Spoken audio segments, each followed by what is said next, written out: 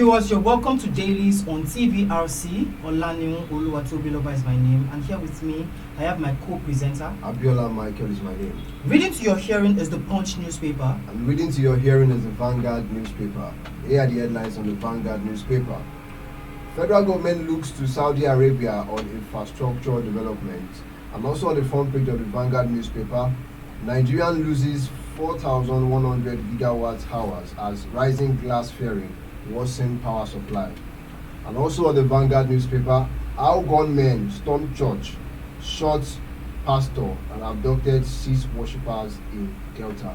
I mean, kidnapping has become one of the lucrative business in Nigeria right now. It's really unfortunate. And it's disheartening in a way. It has just become too rampant so far. For the past few months, we've been hearing people, killing people caught with the heads of their girlfriends, killing their girlfriends, killing people, kidnapping this, asking for ransom. It's just so unfortunate that it has now become the order of the day. And we have to just first understand what exactly is the cause. Is it that people are so hungry that they have to just resort to these social vices, or is there something else? There's something else we need to look into because it's just too common now. It's just too common. It's become very common. Wow, that's very sad.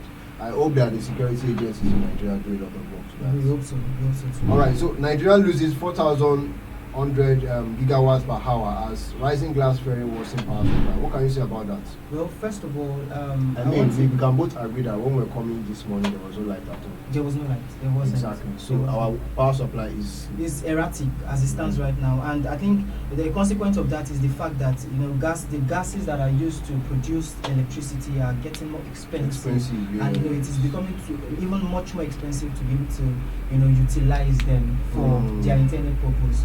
So we are hoping that solutions are preferred, and the government does something as quickly as possible to be able to ensure that this is corrected as quickly as possible. Yeah, we hope so.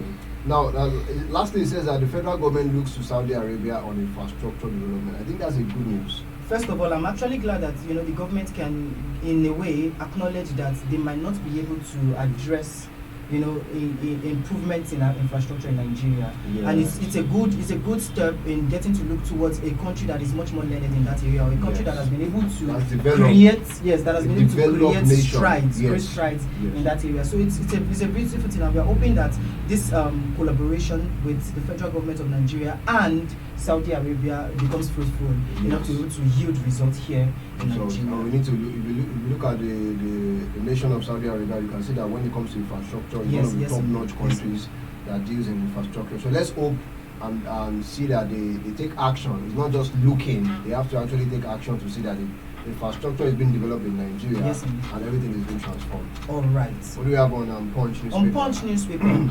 IBB Ibrahim Badamasi Babangida's book, A Cover-Up of June 12 Annulment. Ogun students says, Nigerians, help me. Afenifere youth leader begs for 100 million naira ransom in viral video. And finally, do I look like Yaya Bello? Sowore challenges security agents in court. I would like to ask, what are your thoughts on that particular claim? Okay, I don't really have much to say on this Sowore thing. He's always on social media trying to be confident about a lot of things. So I believe that anything that has to do with the politics of this nation, they have their own way of settling it. I just want to believe he was just trying to fight for his rights. I think he was prevented from entering the court, and he just had to make them understand that he had a right to be there at that particular time. And that is how he does his thing. So let's move on. Now, Nigerians, help me. Afenifere youth leader begs 100 million ransom in viral video. This is so sad because we just talked about kidnapping now. It has become so rampant that people have actually people are scared to actually go out, to travel. Before you think of going out of the country or even traveling interstate, you have to think about it very well. That what's the best time to travel? Is the road safe? What do I need to know? I have to go through the news and see if it's safe.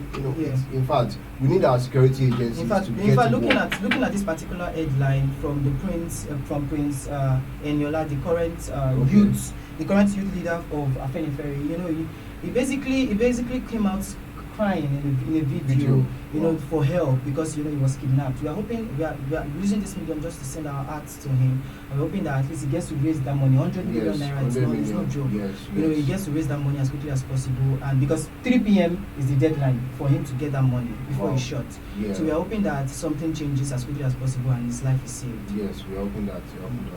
Now, finally, IBB's book, A Cover-Up of June 12 Annulment, Ogun Students Claim. What are your thoughts? You know, this particular book has raised a lot of controversial comments on social media because after 31 years, the former military president Ibrahim Babangida is just coming out to speak about, you know, his journey in service and trying as much as possible to open up on, you know, should I say, a past wound or something that happened.